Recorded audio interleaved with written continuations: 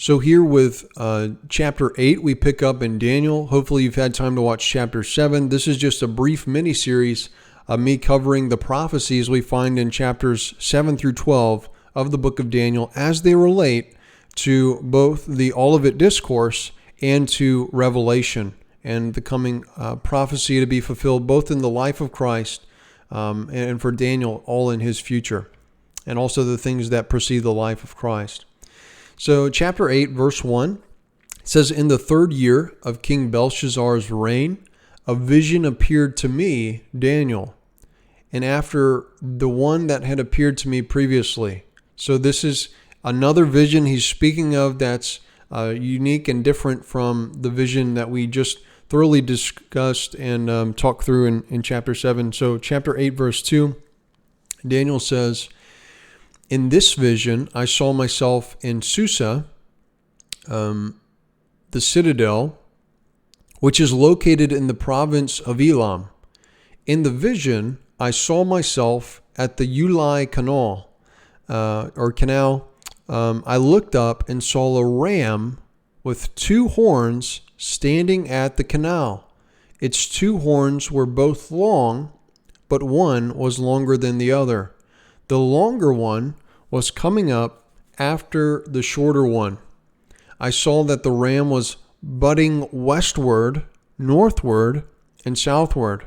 No animal was able to stand before it, and there was none who could deliver from its power. It did as it pleased and acted arrogantly." So as we spoke of earlier, Daniel's vision occurred about, as I said in chapter 7, the 500s BC, 551 BC. The ram represents Darius and the rule of the Medes and Persians, or I like to call it the Persian Empire. That's how I know it. Maybe you know that most clearly. Which ended with the death of Belshazzar in 538 BC or BCE. The male goat, as we just read, represents the conquest of the Greeks up until the time of the Romans, about 64 BC. So that's what we're speaking of when we speak here of this apocalyptic visionary dream. The interpretation of the dream of this ram and this goat is of Darius and of the Greeks and of the Romans, as we've been talking about. So it picks up with verse 5. Daniel says, "While I was contemplating all this, a male goat was coming from the west over the surface of all the land without touching the ground. This goat had a conspicuous horn between its eyes." Again, I already spoke of this as being Alexander the Great with the Greece Empire. And so I explained that the most likely interpretation of his feet not touching the ground is in prophecy or prediction of the rapid pace at which Alexander the Great conquered the known world in such a short amount of time with such authority. Again, we pick up with verse 6. "It came to the 2-horned ram." So you got a goat, you got a ram. The ram has 2 big horns, one's longer than the other. This goat takes off running, smacks right into it. It says it came to the 2-horned ram that I had seen standing beside the canal and rushed against it with raging strength. So this is speaking of Alexander the Great, or Greece, as far as conquering the Persians. So again, if you're tracking with me, we've got 4 beasts, as we discussed in chapter 7. We've got the Babylonian Empire, the Persian Empire, the Greek Empire, and the Roman Empire. And so we had prophecies. Now this is a separate prophecy speaking specifically to the middle 2 empires, which is that of the Greeks and the Persians. So the ram, as we've seen here, is the standing, ruling, reigning empire, which is, again, if I already said it, the ram, and this other goat, which is Alexander the Great, or the Greek Empire, is running up and attacking to destroy it. So it went into a fit of rage against the ram and struck it and broke off its 2 horns, right? Symbolic of its power and its authority. The ram had no ability to resist it. The goat, the Greek Empire, hurled the ram to the ground and trampled it. No one could deliver the ram from its power. The male goat acted even more arrogantly, but no sooner had the large horn become strong than it was broken, and there arose 4 conspicuous horns in its place, extending toward the 4 winds of the sky. Again, we've already spoken of this in Daniel chapter 7, and here we get a separate vision dream speaking of the same truths. So in the previous chapter, we saw where this third beast was explained of having 3 heads. Here, it's explained of having a large horn, which would be Alexander the Great, and this large horn breaking off, and then there arose 4 horns, or 4 generals, 4 rulers under Alexander the Great, in its place, extending toward the 4 winds of the sky. Just wanted to read from my notes. When Alexander's rule was broken, he was only 33 years old. This is very young to have conquered the world. His 4 generals divided up his empire among themselves. Ptolemy the first in Egypt, Seleucus the first in Asia, Lysimachus in Asia Minor, and Cassander in Macedonia. The strong horn from verse 9 is represented through Antiochus IV Epiphanes. You need to remember him. He's going to be so important for understanding the Olivet Discourse, for understanding Daniel, for understanding Maccabees, and the fulfillment of Daniel's prophecies. So remember Antiochus Epiphanes, or Antiochus IV, who took the Seleucid kingdom in 175 BC. He put an end to temple sacrifice and set up a statue of Jupiter or Zeus, depending on whether you go by the Greeks or the Romans' view of that god, in the Holy Temple in Jerusalem. So this is the second abomination of desolation we're going to get to in the teaching through the prophecies of Daniel. We're not there yet, but I'm telling you ahead so you get an idea, so when we get there, you see it more clearly. So this male goat is the Greeks. It is Alexander the Great. This big horn is Alexander the Great. So to be very specific, the male goat is representative of Greece or the Greeks, and the big strong horn that's arrogant is speaking of Alexander. And it says, but no sooner had the large horn become strong than it was broken, there arose 4. So again, Alexander, literally, if you read history, by the second he conquered the world, he died. If I remember correctly, it was by poisoning in his tent. I don't remember, so fact check me on that. But he died young, and he died quickly. And this is all prophesied, guys. This is prophesied hundreds of years before it took place. The degree and the exactness, with almost like a surgeon's scalpel, to which the Bible interprets the future, is insane. It's insane. God's accuracy for history, it's almost like he knows everything. And of course, if you watch this channel regularly, you know that that's what we believe here. So this is phenomenal. This is beautiful. This is faith bolstering. Quite crazy. So this big strong horn is broken off just about as soon as it had become strong. 4 conspicuous horns, the 4 generals, take its place, as we just spoke of, specifically in history who they were, extending toward the 4 winds of the sky.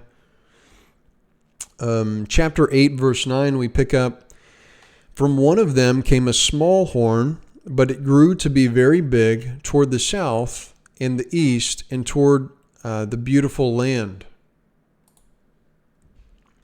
It then says in verse 10, it grew so big it reached the army of heaven, and it brought about the fall of some of the army and some of the stars to the ground where it trampled them. So I've got a few interpretive helps and tips that I'm going to give you for these next few verses, which are rooted in Old Testament worldview. So I'm going to read verse 9 through 12, and then I'm going to explain a little bit. So from one of them came a small horn, one of these conspicuous horns that takes the place of the 4 divided from Alexander the Great. For one of them came a small horn, but it grew to be very big toward the south and the east and toward the beautiful land. This helps us interpret history by knowing these specific details. Again, Antiochus Epiphanes, around 170s BC. Verse 10, it grew so big it reached the army of heaven, and it brought about the fall of some of the army and some of the stars to the ground where it trampled them. So, what you need to know here is in the ancient Eastern worldview, as Timon and Simba and Pumbaa are all sitting looking up at the stars, and one of them says, I think it's Pumbaa because he's the dumb one. He says, I think they're great balls of fire and gas, and they laugh at him, And anyways, one of their interpretations is that it's the great kings that went before them. The reason I bring up the Lion King is because actually the Near Eastern people, and we see this throughout our Old Testament. We get this just from reading our Old Testament, but we also get this from history. They saw the stars, quote unquote, as angelic beings. So whenever we see stars mentioned of, we see this in the book of Job, when the heavenly host or the stars of heaven rejoiced with God. We see this clearly as angels in the book of Job. We see this clearly in the book of Genesis. We see this throughout all of the Old Testament.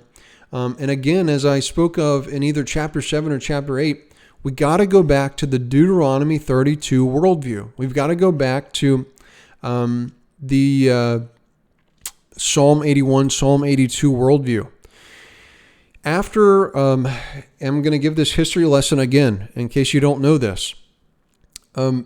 In Deuteronomy, I believe it's chapter 32, verse 11. It's a commonly mistranslated verse, but what it says, matter of fact, let's go to this really quickly. 32:11.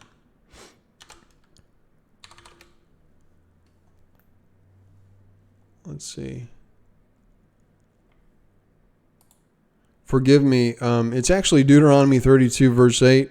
I think the Bible's inspired. I'm definitely not. But here, Deuteronomy 32, verse 8, this is such a vital verse to know, and it's such a vital verse to interpret rightly. So this is speaking, so we have creation, fall, then we have the flood of the antediluvian world. After this, we have the Tower of Babel or Tower of Babel, where languages are divided up in rebellion of God. That's God's judgment upon that rebellion. And after this is Genesis chapter 11. So I just gave you a really quick synopsis of Genesis 1 through 11. Genesis 11, we have the Tower of Babel. And after their rebellion, they're not going out to make the whole world like Eden. Instead, they're gathering together to, some would argue, with Nimrod trying to get back at God. But they are building this tower. God scrambles their language. And then it says, Deuteronomy 32, verse 8, forgive me, I quoted verse 11, but it's verse 8, when the Most High, this is God, gave the nations their inheritance, or what was due them, their portion of the earth, when he divided up humankind. I need to do a separate video on this. This is so essential that you understand this. But it says he set the boundaries of the peoples according to the number of the heavenly assembly. So to translate this into English for you, for a 21st century American, there's these ruling angelic beings that God gave over people groups to. So why in the world does Genesis chapter 12 pick up with God choosing Abraham? Well, if you understand this, it makes perfect sense. Because God scatters the people groups to various gods, if you will, little g gods, rulers of the world, high-ranking angelic beings. He gives them over to them, and God chooses for himself one people group, which is Abraham, which begets Isaac, which begets Jacob, whose name is changed to Israel. Therefore, we get Israel, the people of God. It's from this verse. And other verses, like again, this is in, I believe it's Psalm 81 or Psalm 82. These things are spoken of explicitly in the Old Testament. And so the reason I'm bringing this up is you need to see prophecy through an Old Testament lens. This wasn't written to you. It was written for you, but it was not written to you. It was written to Daniel. And it was written to the people of God. So when we see here, as we were in Daniel chapter 8, we'll go there really quick. As we were just reading through, and speaking of stars, this again is part of that Deuteronomy chapter 32, verse 8 worldview. So when we're speaking of this ram and we're speaking of the goat, and when we get to the verse that we were just at, concerning verse 10, it grew so big it reached the army of heaven, and it brought about the fall of some of the army and some of the stars. We need to know that these stars are speaking of the ruling angelic authority over the people groups. Okay? The study note here in the NET, I think, probably has this. Look, they have it right here, so you're not just hearing it from me. In pre-scientific Israelite thinking, the stars were associated with the angelic members of God's heavenly assembly. See Judges 5:20. I'll read this for you. From the sky the stars fought. From their paths in the heavens they fought against Sisera. Again, the prince of Persia. We see this in Daniel. They also quote Job 38, which I was quoted earlier from memory. We'll now give you the explicit text. Job 38, verse 7, when the morning stars sang in chorus, and all the sons of God means angels, or angelic beings, or the watchers, shouted for joy. And then Isaiah chapter 40, verse 26, look up at the sky, who created all these heavenly lights. He is the one who leads out their ranks. Okay, so he speaks of the stars, these heavenly lights, as ranks, like soldiers. He calls them all by name because of his absolute power and awesome strength. Okay? So, this is speaking of angels. So, the reason I'm laboring this, and I hope you get this is explicit in Old Testament worldview. And if you know your Old Testament, you've got to see this. And if you don't, you need to see this. Revelation, in I believe it's chapter 12, speaks of a dragon hurling down some of the stars down to earth. This verse is speaking of the same thing in Daniel chapter 8. It grew so big it reached the army of heaven, and it brought about the fall of some of the army and some of the stars to the ground where it trampled them. We see this explicitly taught in Revelation chapter 12. It says in verse 11 of chapter 8 of Daniel, it also acted arrogantly against the prince of the army. Traditionally, the prince of the army of God's people is known as Michael the archangel. Some would see it as Jesus. This is usually where Jesus and the archangel Michael get mixed up, but they are two separate beings. It acted arrogantly against the prince of the army. I think it would be Michael, from whom the daily sacrifice was removed and whose sanctuary was thrown down. The army was given over along with the daily sacrifice in the course of his sinful rebellion. It hurled truth to the ground and enjoyed success. So what this is prophesying of is the Maccabean revolt. Okay, so when you see Jews celebrate Hanukkah around what's known for us as Christmas time, around the same month, I believe. I'm not extremely familiar with Hanukkah, but I am familiar with 1st and 2nd Maccabees, from which the tradition comes from. They light this 7-wick candle or 8-wick candle, one of the two.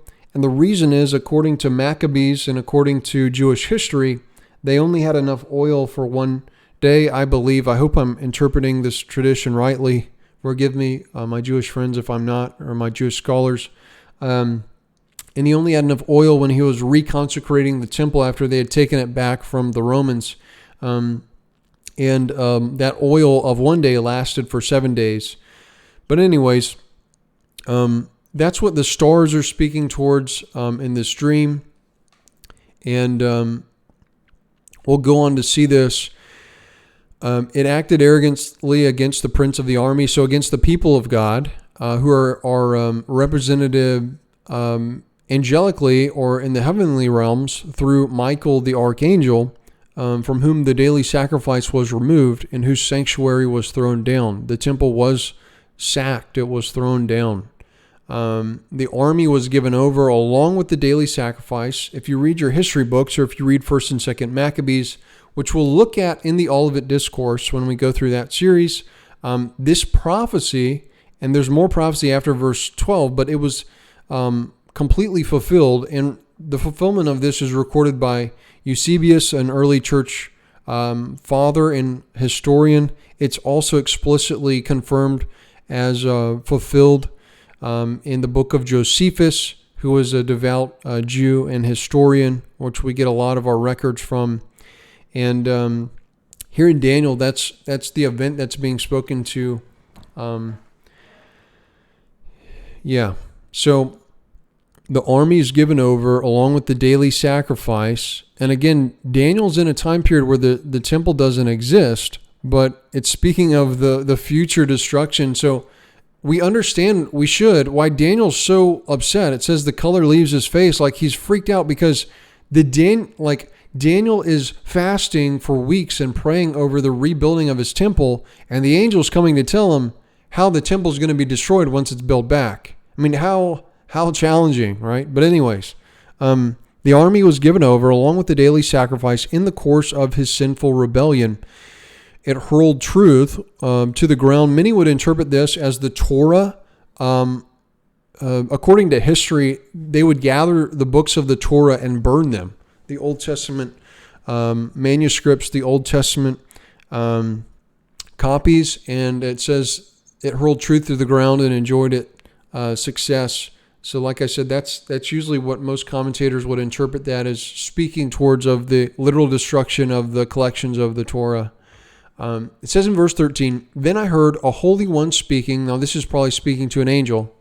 Another holy one said to the one who is speaking, "To what period of time does the vision pertain? This vision concerning the daily sacrifice and the destructive act of rebellion." The literal interpretation is the abomination of desolation. But anyways, to what period of time, these angels are asking each other, and Daniel's watching, does the vision pertain, this vision concerning the daily sacrifice, so when's it going to be brought to a halt, and the destructive act of rebellion, and the giving over of both the sanctuary and army to be trampled? He said to me, to 2,300 evenings, or 2,300 evenings and mornings. Then the sanctuary will be put right again.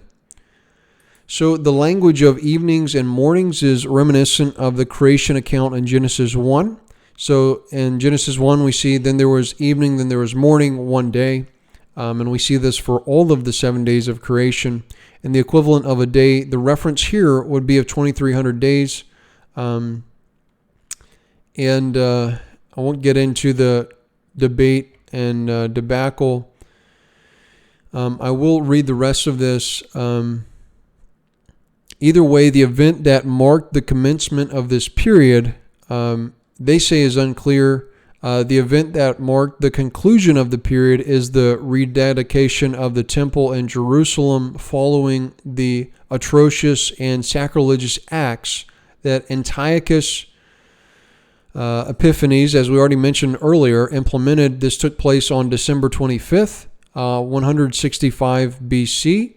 The Jewish celebration of Hanukkah each year commemorates this victory. I also left a note here. Antiochus continued for approximately, and in parentheses I put possibly, precisely, it is impossible to determine, 2,300 days. This is from verse 14. From the first attacks upon the sanctuary to his death in 164 BC.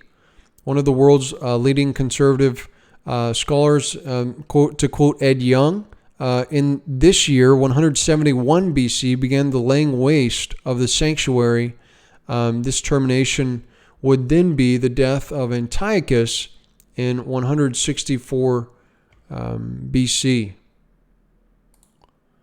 So to show you this on a calendar, if we take 2300 Some split this in half, and that's clearly not what is being spoken of. An evening and a morning is a clear reference to a single day that we see clearly taught from Genesis. This should be unanimously known.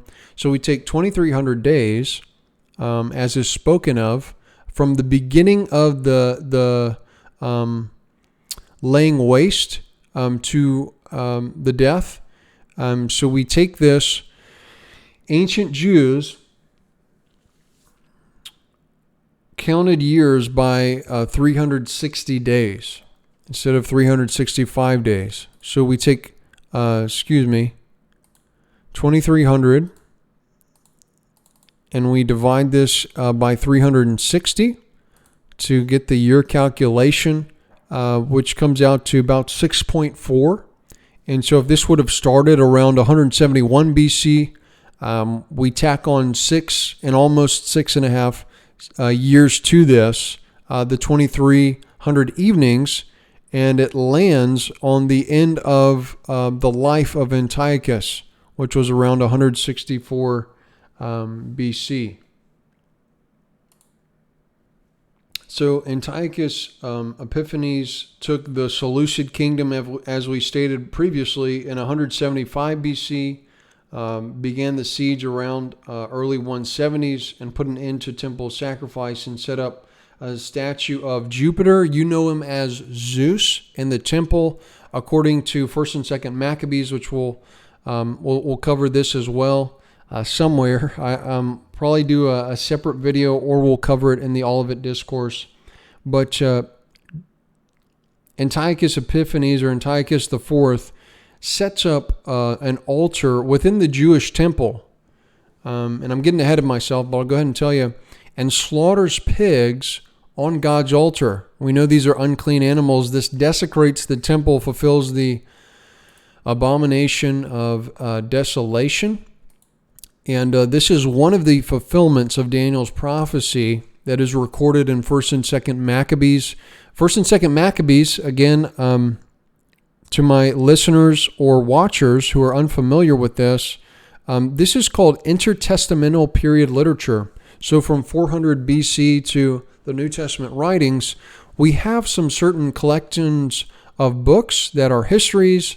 Some were debated whether they should have been added to Holy Scripture or not. Some church traditions do put some of these in their scriptures. The NRSV Bible does contain 1st and 2nd Maccabees. I think it's extremely helpful, especially, which I believe, these prophecies are fulfilled and recorded in 1st and 2nd Maccabees. So I think it's a good thing to have a collection of this writing. And so even if we don't put it in sacred scripture, it's good to have it handy and on hand and aware of the content, because this is fulfilled biblical prophecy. But nevertheless, this is the this is the second of, I believe, 3 abominations of desolations we see. The first being the siege of Jerusalem with the Babylonian Empire, to which Daniel was a part of with the exile. The second being after the temple was rebuilt with Maccabees, rededicating it after Antiochus Epiphanes, or Antiochus IV, slaughters a pig and worships Zeus in there. That was the second abomination of desolation. The third, I'm going to argue, takes place with the destruction of the temple. That's how the early church fathers saw it. That's how I see it. That's how Josephus saw it, with the destruction of the temple in 70 AD. So we'll continue on with Daniel chapter 8. So to what period these angels are discussing, come back with me. So Daniel is watching 2 angels speak to each other, and they're asking about these preceding verses from this small horn, but it grew to be very big toward the south and the east and toward the beautiful land. This is Antiochus Epiphanes. It grew so big it reached the army of heaven. So Antiochus Epiphanes got so great and strong that it says, and brought about the fall of some of the army and some of the stars to the ground where it trampled them. In other words, they even began to conquer Jerusalem, which is known as God's people. And in Old Testament concept of the world, this is bizarre. Like, our God is fighting for us. We can conquer armies with large armies with small armies because God fights for us. So this is don't miss this as a 21st century American, the gravity at which what took place here. And so they're seeing this as well, and quite possibly, I would believe, the angelic realm that's also at work behind these things, as Satan and his angels are always trying to tear down God's people and God's agents. It also acted arrogantly against the prince of the army, most likely Michael the archangel, from whom the daily sacrifice was removed and whose sanctuary was thrown down. The army was given over along with the daily sacrifice. In the course of his sinful rebellion, it hurled truth to the ground and enjoyed success. Then I heard a holy one speaking. Another holy one said to the one who is speaking, "To what period of time does the vision pertain?" This vision concerning the daily sacrifice and the destructive act of rebellion and the giving over of both the sanctuary and the army to be trampled. Again, as we already stated, I would place this somewhere around 171 BC. In the 2300 evenings being close to about 6.4 years. And this would end with the death of Antiochus Epiphanes, or Antiochus IV, in about 164 BC. The giving of both the sanctuary and the army to be trampled. He said to me, to 2300 evenings and mornings, then the sanctuary will be put right again. When the sanctuary was put right again, it's recorded, I believe, if I remember 1st and 2nd Maccabees well enough, that Judas Maccabees, one of the sons of Matthias Maccabees, was getting all the soldiers to hold off everyone. And what he did was he tore down those unclean stones that had had a swine blood shed on it, and where Zeus was erected to be worshipped. He tore down those false idols, and likewise rid the temple of those unclean stones, reestablished ceremonially clean stones, and then reinstigated this fire, which, if you know your Old Testament, was supposed to be continually burning for the people of God. It's so important that you know your Old Testament, the Torah. So after a season of this being trampled, he reinstitutes it and has taken back, I would argue, with the power of God, with his small army to conquer these pagans, if you will. So the Jews reconquer. Judas Maccabees reinstigates the worship of Yahweh and reconsecrates the temple, and the sanctuary is put right again after these 2300 evenings, or 6.38 years. Verse 15 of Daniel chapter 8, we pick up, "While I, Daniel, was watching the vision, I sought to understand it. Now one who appeared to be a man was standing before me. Then I heard a human voice coming from between the banks of Ulai. It came out, 'Gabriel, enable this person to understand the vision.'" Praise God for angels helping us understand. "So he approached the place where I was standing. As he came, I felt terrified and fell flat on the ground. Then he said to me, 'Understand, Son of Man, that the vision pertains to the time of the end.'" So before the end of the ages, the end of the Jewish age. "As he spoke with me, I fell into a trance with my face to the ground, but he touched me and stood me upright. Then he said, 'I am going to inform you about what will happen in the latter time of wrath, for the vision pertains to the appointed time of the end of the age.'" Now I need to make this clear. When we think of the end, when we think of the apocalypse, we think of the end of human life, the end of the cosmos. That's not at all what he's being spoken to. Now this is more clear in Revelation, but again, this is also extremely clear in the book of Daniel. As we've already discussed in chapter 7 and chapter 8, there's 4 beasts. From the 4th beast, the Roman Empire, the 4th beast, is to arise from that a kingdom of God, where he will rule and reign, and his kingdom will never end. Now this happened. His name is Jesus Christ. He came to earth, the God-man, and he established the kingdom of heaven here on earth.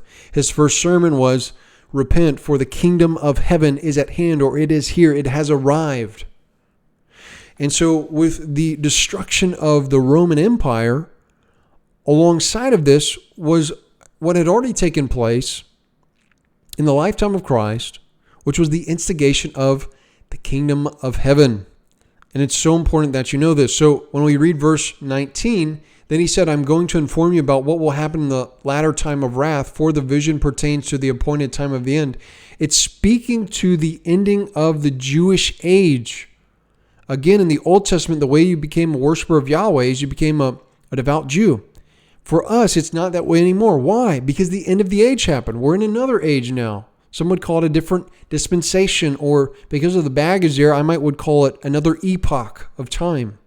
And so in this epoch of time that we live in, we don't become devout Jews and follow the Torah in the same way. That would be to disregard the entire New Testament and the fulfillment of God through Jesus Christ.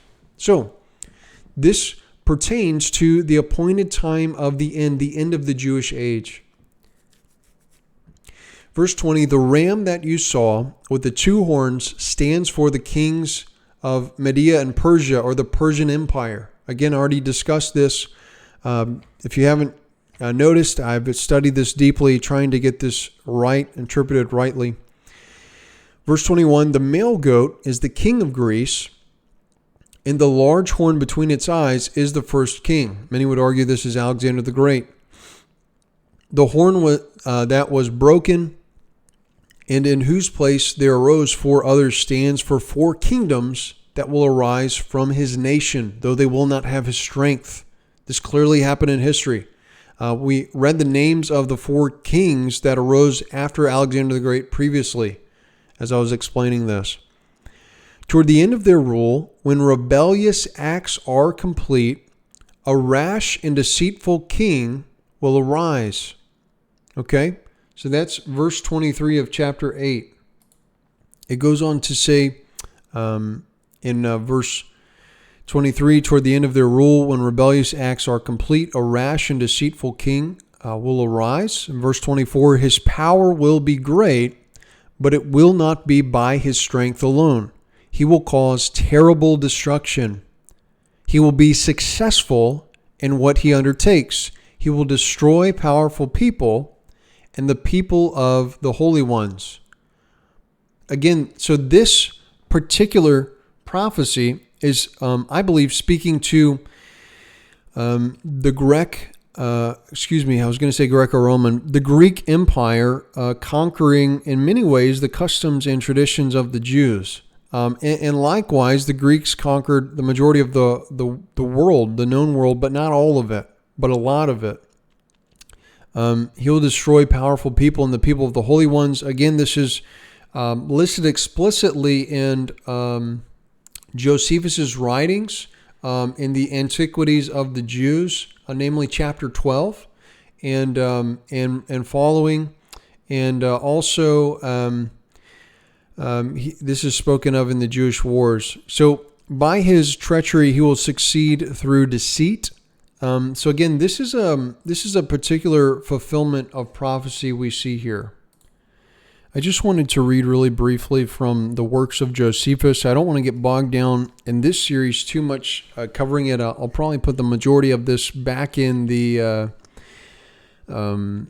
teaching through the Gospel of Mark in the Olivet Discourse, so you'll be able to find more of that there, as this is not an exhaustive sermon series through the book of Daniel, as I normally do, say, as I'm doing through the pastoral epistles or through the Gospel of Mark. But instead, I'm just trying to give you some extensive background for the Gospel of Mark. So this is in Book 12 of the Antiquities of the Jews, chapter 7. When therefore the generals of Antiochus's armies had been beaten so often, Judas, this is Judas Maccabees, assembled the people together and told them that after these many victories which God had given them, they ought to go up to Jerusalem and purify the temple and offer the appointed sacrifices. But as soon as he, with the whole multitude, was come to Jerusalem and found the temple deserted and its gates burned down and the plants growing in the temple of their own accord on account of its desertion, he and those who were with him began to lament and were quite confounded at the sight of the temple. So he chose out some of his soldiers and gave them the order to fight against those guards that were in the citadel until he should have purified the temple. When therefore he had carefully purged it, and had brought in new vessels, the candlestick, the table of bread, and the altar of incense, which were made of gold, he hung up the veils at the gates, and added doors to them. He also took down the altar of burnt offering, and built a new one of stones that he gathered together, and not of such as were hewn with iron tools. So on the 25th day of the month of Cheslau, I hope I said that right, which the Macedonians call Apolleus, they lighted the lamps that were on the candlestick. This is where we get Hanukkah from, and offered incense upon the altar, and laid the loaves upon the table of bread, and offered burnt offerings upon the new altar. Now it so fell out that these things were done on the very same day on which their divine worship had fallen off, and was reduced to a profane and common use after 3 years' time. For so it was that the temple was made desolate by Antiochus, and so continued for 3 years. This desolation happened to the temple in the 145th year, on the 25th day of the month of Apolleus, and on the 153rd Olympiad. But it was dedicated anew on the same day, the 25th of the month of Apolleus, in the 148th year, and on the 154th Olympiad. And this desolation came to pass according to the prophecy of Daniel, which was given 408 years before, for he declared that the Macedonians would dissolve that worship for some time. So I just wanted to give you that reference in Maccabees, concerning Judas Maccabees from Josephus, Flavius Josephus, in his Antiquities of the Jews. So that is the prophecy concerning Daniel chapter 8, verse 14, which was fulfilled through Antiochus Epiphanes, through Judas Maccabees, through the war that was going on there. So as we were just reading through chapter 8, we got to the part, verse 23, toward the end of their rule, when rebellious acts are complete, a rash and deceitful king will arise. His power will be great, but it will not be by his strength alone. He will cause terrible destruction. He will be successful in what he undertakes. He will destroy powerful people, and the people of the holy ones by his treachery. He will succeed through deceit. He will have an arrogant attitude, and he will destroy many who are unaware of his schemes.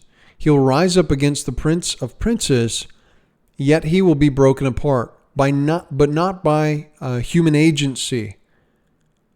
Interesting. So, what the angel is explaining to Daniel is that ultimately this one who is causing destruction for the Jewish people of God, he will be the one who's rising up against the prince of princes.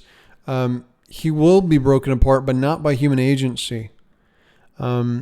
The vision of the evenings and mornings that was told to you is correct, but you should seal up the vision, for it refers to a time many days from now. Matter of fact, as Josephus points out, over 400 years took place. It says in verse 27, I, Daniel, was exhausted and sick for days. Then I got up and again carried out the king's business. But I was astonished at the vision, and there was no one to explain it. So we'll pick up in chapter 9 next. The last thing I just want to mention here is that everyone saw this as fulfilled. So again, Josephus sees this as fulfilled. The early church fathers see this as fulfilled. Eusebius sees this as fulfilled. If you read commentary from the early church fathers on Daniel, they see all these things as having been fulfilled. So there is prophecies regarding Christ, but don't get that mixed up. Okay, that's what I'm trying to warn you of right now at the end of this video, is that each of these chapters, for the most part, are speaking of separate events or separate perspectives of the same event. So chapter 7 spoke of the four beasts and its culmination with the kingdom of God. Chapter 8 is mainly speaking of more detail that the angel reveals to Daniel concerning what falls during the in-between time of the two beasts, which are namely Persia, the empire of Persia, and the empire of Greece, and what is to take place after that concerning the conquering of God's people and then the rededicating of the temple. So there are more prophecies concerning Christ and concerning the end of the age that we see in Daniel chapter 9, 10, 11, and 12. But Daniel chapter 8 is most clearly seen and rightly interpreted through the Maccabees and the Maccabean revolt. So you need to get this correct. Don't mix this up. Don't put all this as being fulfilled in Christ, because not all of it was. Now, Jesus in the Olivet Discourse is going to speak of another abomination of desolation, which takes place, he promises, in his lifetime, which will be the destruction of the temple and the desecration of it by the Roman emperor. But we'll get to that in a little bit. But know that chapter 8 of Daniel is more clearly speaking to mainly the Maccabean revolt, but at the end is speaking as well towards the various fights and the rededication of that temple in Judas Maccabee's time. So that's all for chapter 8. Hope to see you for chapter 9.